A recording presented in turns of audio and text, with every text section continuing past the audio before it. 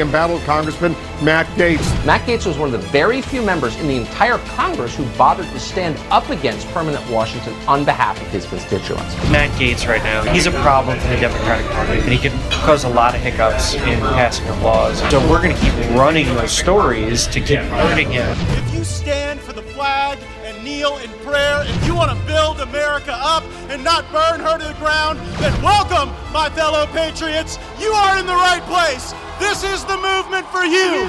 You ever watch this guy on television? It's like a machine. Matt Gaetz. I'm a canceled man in some corners of the internet. Many days I'm a marked man in Congress, a wanted man by the deep state. They aren't really coming for me. They're coming for you. I'm just in the way. Are there different batches of vaccines in white neighborhoods for white people? You'll be surprised what one of the expert witnesses House Democrats brought to the Judiciary Committee has to say about that subject following our interview with Dr. Paul Gosar. Now, Paul Gosar is an America First congressman. He is also the first member of Congress to be sanctioned and censured by the body since Alexander Hamilton. Now, when Democrats needed something to unify an otherwise splintered caucus leading up to the massive spending legislation they were pushing, they actually used the Gosar censure to try to create unity on their side. I thought it was pretty clownish. Here's what I had to say. I am no expert on Japanese anime, but I am told, and I do believe, that it is not real. What is real is the crisis on our border, the inflation crushing American families, unvetted Afghans in our country. And what is definitely real is the violence that burned our cities and harmed our businesses in the summer of 2020, often encouraged by Democrats in Congress. Anime is fiction to the point of the absurd. It's not really my thing, and it does glorify violence, but often to symbolize conflict, not realistic harm to another person. In the last session week we had, we reviewed Steve Bannon's podcast. Today, we're critiquing Paul Gosar's anime. Next week, we might be indicting the Wile E. Coyote for an explosive ordinance against the Roadrunner. If you don't like Paul Gosar's tweets, tweet back at him. We know there are plenty of folks in big tech who will amplify your message. But the gentlelady from Pennsylvania gave the game away. This isn't really about a tweet. It's about removing a powerful conservative, Paul Gosar, from the Oversight Committee. And so earlier I spoke with Congressman Paul Gosar of Arizona regarding his censure, regarding the Congress, and the future of the America First movement. Take a listen. I'm here with Arizona Congressman Paul Gosar. We're going to talk election integrity, corruption in Congress, the fight we have ahead, how to use the Republican representation that we do have to build leverage in the battle for our people. But first, Paul, just how would you describe your political ideology? Conservative, conservative, conservative.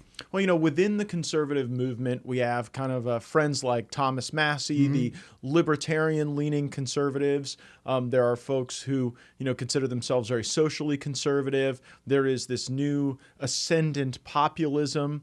How do you balance those things, or would you just say across the board? No, I think there's some pragmatic aspects to me in regards to how do we get the conservative message across. But there's also some tenacity. You know, you got to be like a dog on a bone to make sure that you're forceful, but stalwart in trying to get those messages across. And why it applies, the constitutional application to people and the principles.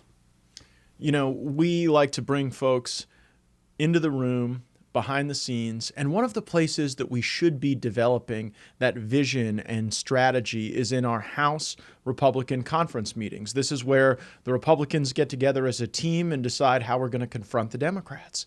And earlier, you and I were at one of these meetings. It was actually Congresswoman Boebert sitting with us at a breakfast. And the leadership and their polling operation were trying to tell us what we really needed to be talking about on the campaign trail. and they said the most important thing to talk about is inflation, inflation, inflation. And that was really what was going to drive our voters. And we see the way Biden inflation is really hurting people. But I asked them to go back and tell us where election integrity fit on that issue matrix. And lo and behold, they did not even test election integrity. You know, you have been on the forefront of a lot of these election battles in Arizona. How do you see the issue of election integrity with Americans? It's the foremost issue in my district. I'm not an affluent district. I'm a very rural district. I've represented over 85% of Arizona at one time or another. So lots of small places, lots of small businesses. They believe that if they don't have a true election and that they can trust their ballot getting to the person they vote for, that the republic cannot stand. So it is paramount, the number one issue, Matt. And what would happen, you think, to Republicans practically if we stopped talking about election integrity? Trust is a series of promises kept. And I think more importantly, that people would lose trust in the last people that they think that they have fighting for their right and their republic. Do you think it's fair to say then that discussing the Biden failures are necessary but not sufficient? And what is absolutely critical is continuing to pursue legal changes, strategy changes, tactical changes, changes in state statute, changes in personnel, in order to ensure that when people cast their precious vote, that they feel it is valued. It is. And in order to understand the magnitude, you have to have a come to Jesus moment where you put everything on the table, show the American people. They're the ones that are the governed. And you got to make sure that you're checking the box, making sure what is the checks and balance. How is this ballot being looked at? How is it being carefully monitored? How is it carefully being tabulated? You know, those are very important to people. And we have very little time to do it. And what is your expectation of that time frame? Well, my expectation has been delayed because of the executive branch in Arizona, the governor. He should be calling a special session so that we can look at some of the things that the forensic audit brought out, that some of the things that the Attorney General is now looking at that they weren't able to look at from the audit standpoint, and making sure that we're correcting those things before 2022. So do you believe that Governor Ducey, the Republican governor of Arizona, has done enough to advance the cause of election integrity? Absolutely not. Do you believe that the Arizona Attorney General, Mr. Brnovich, has done enough to protect people's vote? Not yet. Now what's happening, we're all watching, because he now controls the whole issue. It's been referred for criminal intent in regards to what happened with the election. He gets access to the routers, which they never got a chance to get to because of the way that the Board of Supervisors challenged the state Senate. So we'll see. Is Arizona a blue state now? No, it's a red state. And you got 2 Democrat senators. You've got a majority of the delegation in Congress represented by Democrats. What's your best evidence that it's a red state? Well, I mean, it's when you look at it, there's some things that are unique to Arizona. One of them is the legacy of John McCain.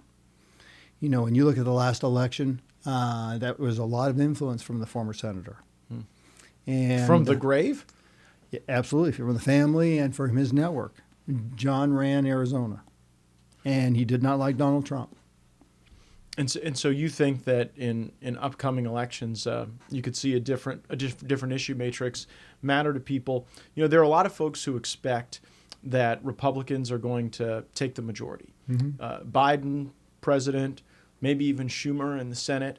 But in a world in which Joe Biden is president and Republicans are in control in the House, how should we use leverage in order to get some wins for our people? Because so many folks right now feel beaten down by these mandates and lockdowns, and they want hope. Would a Republican majority give people hope? It would, if, once again, it gets back to that trust is a series of promises kept. Everybody wants to talk about this contract with America, doing it again. You've probably heard me. I'm happy with that, but with one exception, and that is it comes from the people, not from Washington down like the last one did, but from the people up. What do you think is the most fundamental promise we need to keep? Is trust. I mean, honor the things. Well, that I mean, we did not keep promises on repealing Obamacare. No. You know, so we lost the majority, I think, in large part because we didn't keep that promise. You know, you are representing a border state. You lead on a lot of immigration issues in the Congress. Is there a more important promise to keep from a policy standpoint than sealing that border and deporting people who are here illegally? It gets back to the rule of law. Inviting or allowing people to come in uninvited, defying our rule of law as our first act of coming in the United States, is defiance to the whole matrix of the republic. And I think that's one of those. But I think there's so many. We've let this republic down so far. The Congress has given so much of its power back to the executive branch. And it's we the people and the states that have to fight back that federal government. So I think the biggest thing is empowering states to take back those issues. Like in your state, Governor DeSantis is one of the people I cite all the time. Mm-hmm. You don't know what you can do until you do it. Mm-hmm. The role of oversight will be a very important one. You've got a strong background in oversight, serving on the Oversight Committee previously. What is the most important investigation that you think Republicans need to advance into the Biden administration? I think it's this whole legal cover-up of the Biden scam. I think that... The personal graft? Absolutely. And I think that how the FBI covered it up, how the FBI squelched it during the election of 2020, and making people be held accountable. Why would the FBI go to such length to protect the Bidens? Is that your assertion? Yeah, it is. So we just had a President Trump, that did everything he said he was going to do. Isn't that novel? And now we've got a guy that will lie every time he gets a chance. Mm-hmm. And the only enablers are the law. And in oversight, you bring it up. I've been here. We're fast and furious. Mm-hmm. Benghazi, the IRS, You questioned people during the Russia hoax. Absolutely. On the Oversight Committee. And tell me where justification came for the application of the letter of the law. Nobody. And America sees that. They see one law for me, a different law for thee. And what do you think is that divide? I mean, Biden and Trump were both president, so it's not just that the FBI would cover for any president, because your assertion seems to be that they targeted Trump, and we obviously saw that in the evidence, and that they're covering for Biden family personal graft. Yeah. Well, this gets to the bureaucracy. This has been a self-feeding machine here in Washington, D.C., this bubble they talk about, the swamp, the sewer, as I call it. And it breeds upon itself. It's you scratch my back, I'll scratch yours. It's not about the representation of the people. That's what I worry about, Paul. I worry that we could win the majority. Joe Biden could be president, and we could have a docile, compromising leadership willing to cut deals and just allow Joe Biden to go about his merry way. Whereas my perspective is that we need tough, effective, fair, but rigorous and dogged oversight. That dog with a bone on a lot of these different things that the Biden administration is doing. One of the points of leverage that people talk about is the utilization of shutdowns. Yeah. What would be the Paul Gosar standard for what is worth shutting the government down if we had the majority? To get back to the systems of the way the process works. Good process builds good policy, builds good politics. It's that simple. Is getting back to get light on all these issues. Would you shut down the government over immigration? I would. Would you shut down the government over vaccine mandates? Absolutely.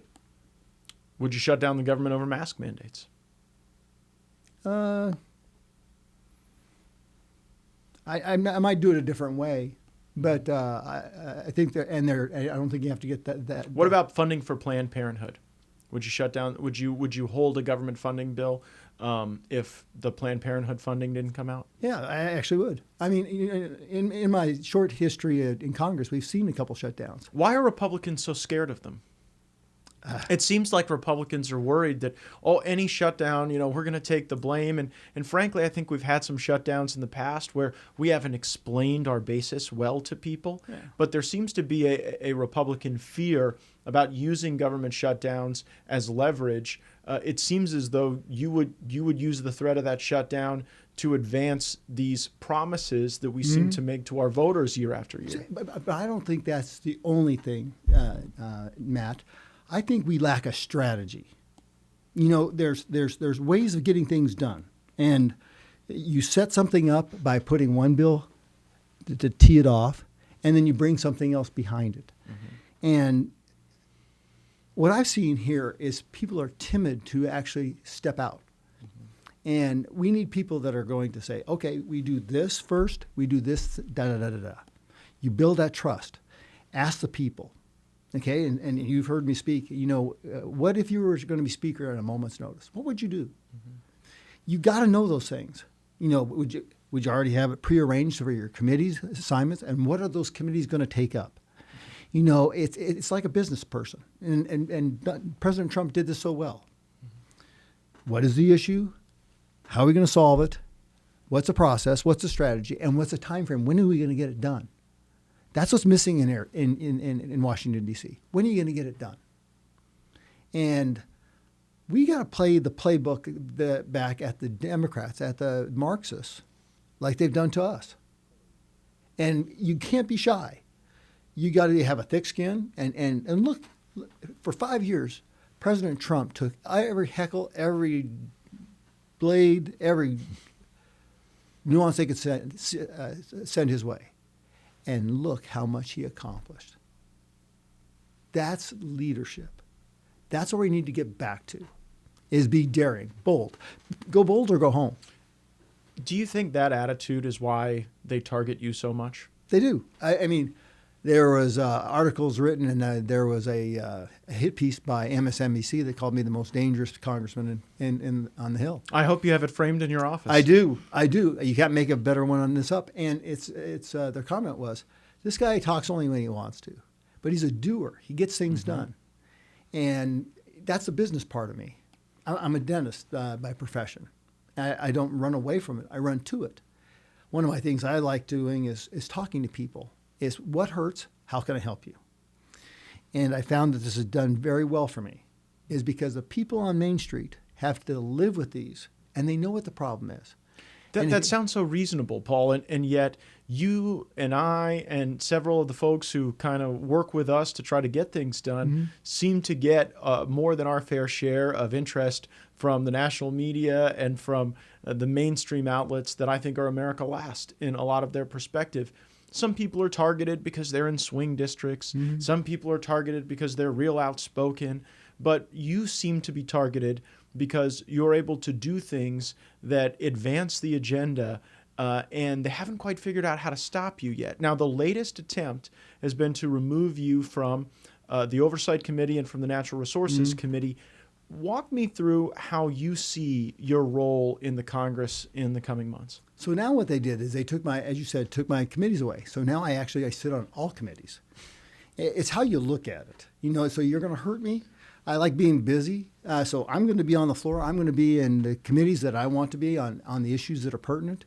And that kind of sounds like someone we know, doesn't it? Yes. Doesn't that sound like Marjorie Taylor Greene? It does. Are we building a new model here for members that really audit the body more than serve one particular interest or group or policy area on committees? It is. And what's so magic about this, Matt, is that the committee structure is broken. Committee staff runs it. It's not the members. And what most people don't realize is it's the special interests and lobbyists who lobby the committees, who then turn around and tell the leadership which members they want on those committees. So it's not really a fair fight with the lobby corps against the rest of America, because the lobby corps has picked the referee. You're exactly right. So why play by their rules? Establish our own rules.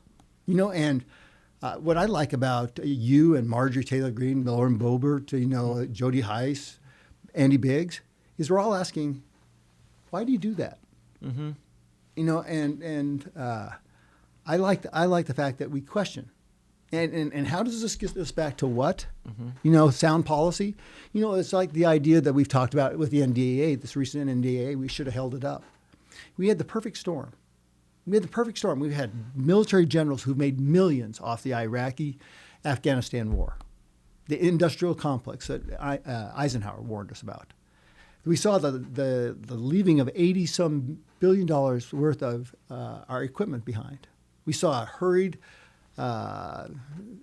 just a totally incompetent withdrawal. Totally incompetent. And then we see supersonic expertises in China and Russia, and we don't have it. Something's wrong with this picture. We should have shut that thing down and said, wait a minute, whoa.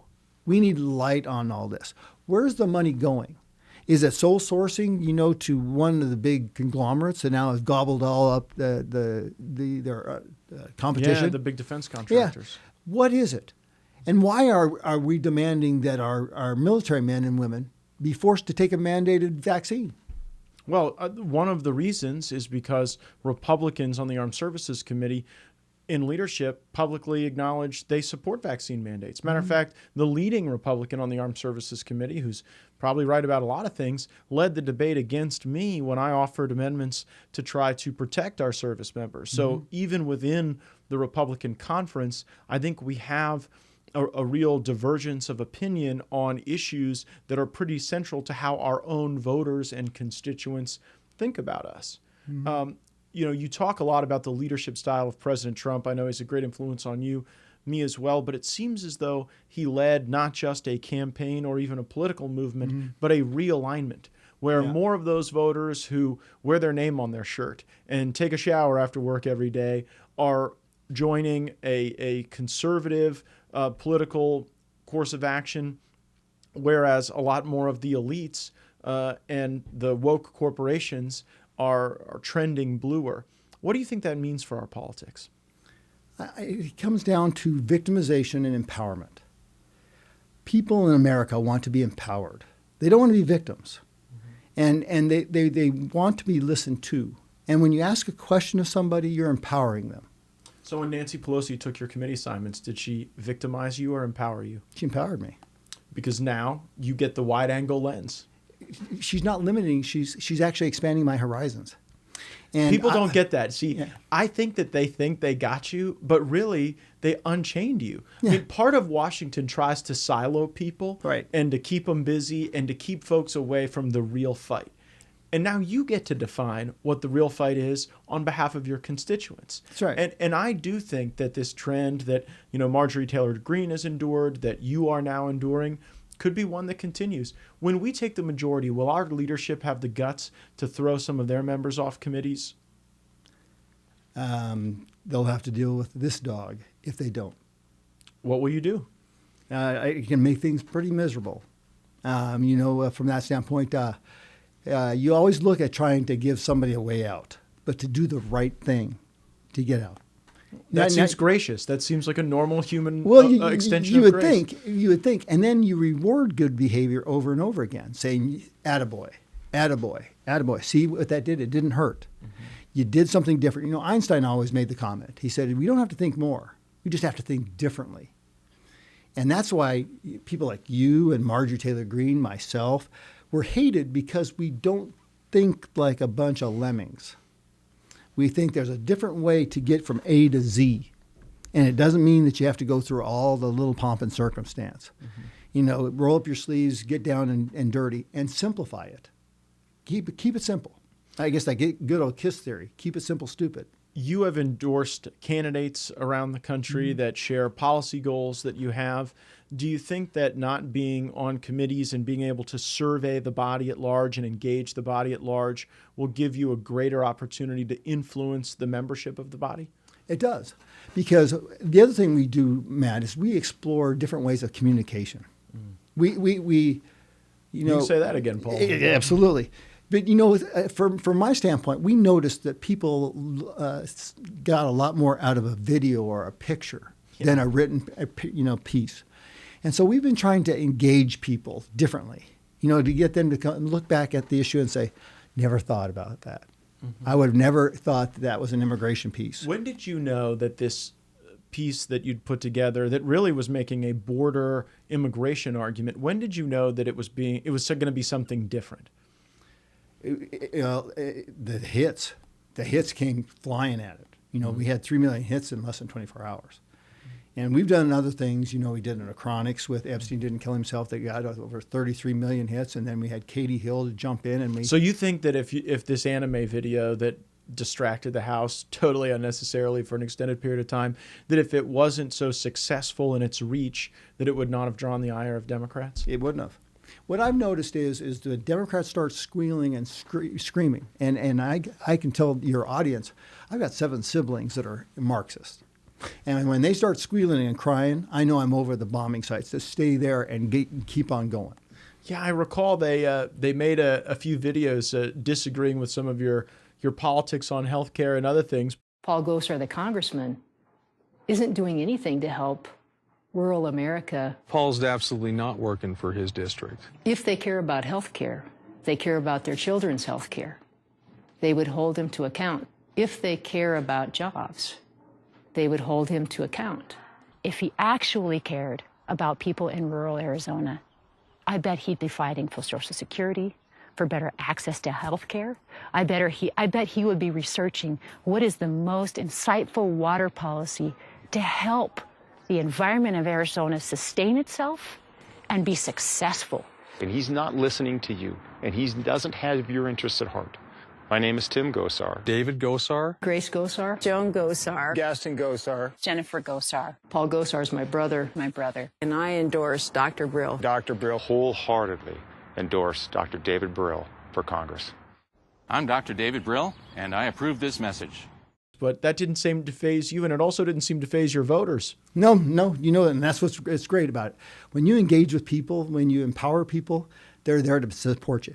They may not agree with everything that you stand for, but the fact that you listen to them, empower them, and have them part of the solution, that is ominous. And I'll give you another way of turning this around. When you build trust with your constituents, when big magazines or newspapers like the Arizona Republic, I call them the Repugnant, do big pieces, why is it that I become more popular? They don't get it.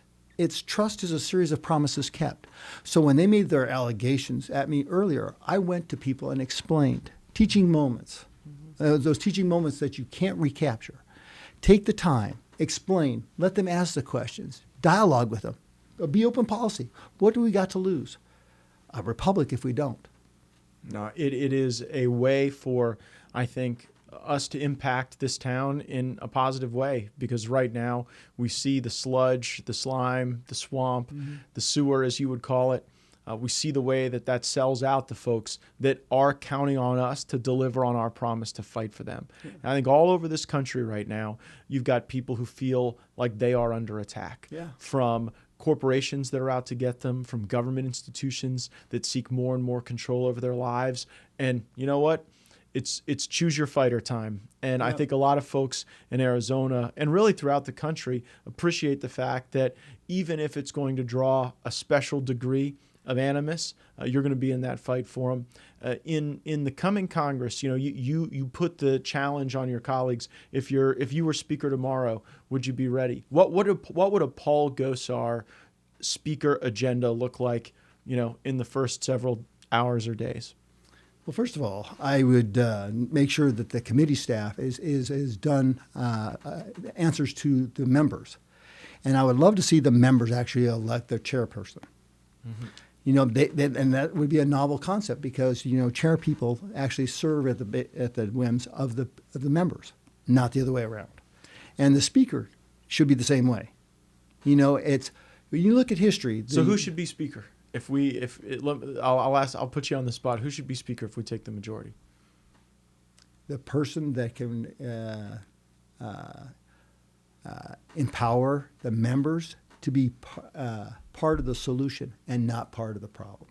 Leader McCarthy said if he were to become speaker, not only would he put you back on committees, he might put you on better committees. Are there other committees that you think are better than Natural Resources and Oversight? Well, you seem to love those. You seem to love that. When I first got here, Matt, I wanted to get on Energy and Commerce, and that wasn't going to happen. So I got Oversight. And explain to people why would someone like you not get on Energy and Commerce? You just described your leadership style. Mm-hmm. Have a vision, be open-minded, listen to people. Why would that not be something that would be welcome on the Energy and Commerce Committee? Well, it should be, but you don't pay your respect, and I'm not one of those people that bow and kiss the ring. Oh, so what you're saying is that the cost of buying a seat on Energy and Commerce is something that precludes some members from participation. It's about $1 million that goes to the team.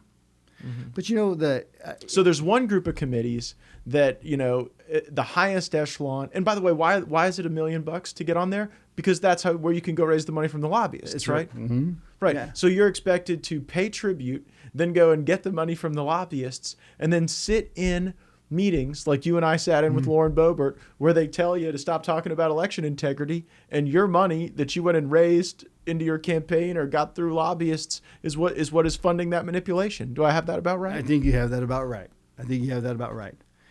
But my people back home look at Oversight as an A committee. Totally. And Natural Resources is an A committee. You look at the 5 C's of Arizona. One of them's copper, and it means mining. So all these new things that are coming about, electric cars, wind turbines, solar cells, batteries, all those come from rare earths and critical minerals that come from Arizona. Well, we're blessed with it. We're very blessed with it. We're blessed with So what you're saying is very strange in Washington, that the issues that are most important to your constituents matter more than the committees that give you the greatest leverage to raise money from lobbyists? Exactly right. You know what? That might just be one of the reasons they seem to go after my good friend Paul Gosar. Well, Paul, thank you for joining me on Firebrand. Thank you for all you do. My prediction is that the Democrats are going to be begging to put you back on committees after you're watching out, after all the committees, watching out for all of your constituents, and I would say watching out for all Americans. Thanks for being here. The House Judiciary Committee is a place where we ought to have stimulating discussions about administrative procedures, the role of the bureaucracy, the constitutional rights of our citizens that we must vindicate through our action. But instead, House Democrats brought in Ms. Patterson to talk about the way in which race overlays how we think about the regulatory dynamic in America. Her prior statements were ridiculous, as I pointed out here. Ms. Patterson, in Chairman Cicilline's introduction of you, he referenced your master's in public health, and so I want to ask a question about public health. Is there a different chemical composition for vaccines in white neighborhoods as opposed to non-white neighborhoods? Yes, so my master's in public health does not mean that I have in any way had any access to be able to examine the different compositions of different vaccines that are provided in different neighborhoods. So, do you have any basis to believe that the vaccines being administered in white neighborhoods versus non-white neighborhoods are different? I don't have any basis to even begin to evaluate that question because, again, I don't have access to the data, samples, or anything like that. What about the batching process? Is there something called a white batch of vaccines as opposed to a batch of vaccines that would be intended for non-white people? Not that I've heard of. Not that you've heard of. It's interesting. I found a tweet of yours from December 3rd, almost a year ago today, 2020, where you tweeted, "My COVID-19 vaccination plan, go to the whitest neighborhood I can find to make sure my dose comes from a white batch." How should we think about that tweet? As the humor that it was intended, albeit kind of a dark humor in terms of the reality of the Tuskegee experiments and so forth in our community. And so there was a whole string of commentary that we had following from that about how it was a shame that we even have to think in these types of terms. So that's where. Well, it would seemingly be more of a shame if we thought in these terms without a basis. And I understand people, put things on Twitter sometimes that are jokes. And I noted in response to your tweet, an account called Urban Dashboard replied, "You have a great sense of humor, but too painful to laugh at that joke." And then you replied, "I know, it's all too painful all day, every day. And as I said, I was barely joking because it's real!" Exclamation point. Yes, the situation. So is it real that there's different? Because you talked about a white batch. Are white batches real? As I said before, that the reference was putting in context this larger conversation about the differential access to affordable and quality healthcare in our communities. No, so it shouldn't be taken literally. Oh, it shouldn't be taken literally. Okay, well, I guess my question is, you gave testimony today about your concern over the monopolistic sharing of information, about the criticality of the input of public interest groups, about how we have to stop the politicization of agency decisions. Do you think it damages public health, and do you think it damages the credibility of public interest groups like yours when you put out that your personal vaccination plan is to go to the whitest neighborhood so that you can ensure that your dose comes from the whitest batch? Absolutely not. Because you don't think that's dangerous? Is that misinformation? So how do I know if a batch is a white batch? If I wanted to follow your vaccination plan and I wanted one from the white batch too, where would I go? Again, you're being facetious, and I've already responded to the question, and so I'm not going to respond to it again because there's not new information to provide. Well, do you think that being facetious about race-based vaccination issues is dangerous? Because we have seen data that there are communities of color that are more skeptical of vaccines, and do you think that facetious comments like this are helpful? So I think that they're important to raise a dialogue about why it is that the people are more skeptical. I think it's important to raise the dialogue about how we can. I only have a few moments left. You're interrupting me. Yeah, I'm interrupting you because I don't have a few seconds left. No, you're asking me a question. What's the most important part of the dialogue to understand from a white batch? I think it's not really a legitimate seeking of information when you're breaking in when I'm actually responding to the question. It's always legitimate to ask witnesses before the committee about their own statements. But it's not legitimate to interrupt when someone is trying to answer the question. Do you regret this tweet? Since it seems to be causing some consternation, do you regret having sent it? No, because it's causing consternation with you. It caused an interesting and important dialogue that is not one that I'm the only one having. That number of us are having. I think that sometimes that dialogue can metastasize into disinformation and can actually harm the people that you say you're here to help. My time's up. No, it actually acknowledges. That was the House Judiciary Committee. Be better, Chairman Nadler. Thanks for listening to Firebrand. Make sure you're subscribed with notifications turned on. And do us a favor, give us a 5-star rating so that our show can reach more folks. Thanks for joining us. We'll be back next Thursday for more Firebrand.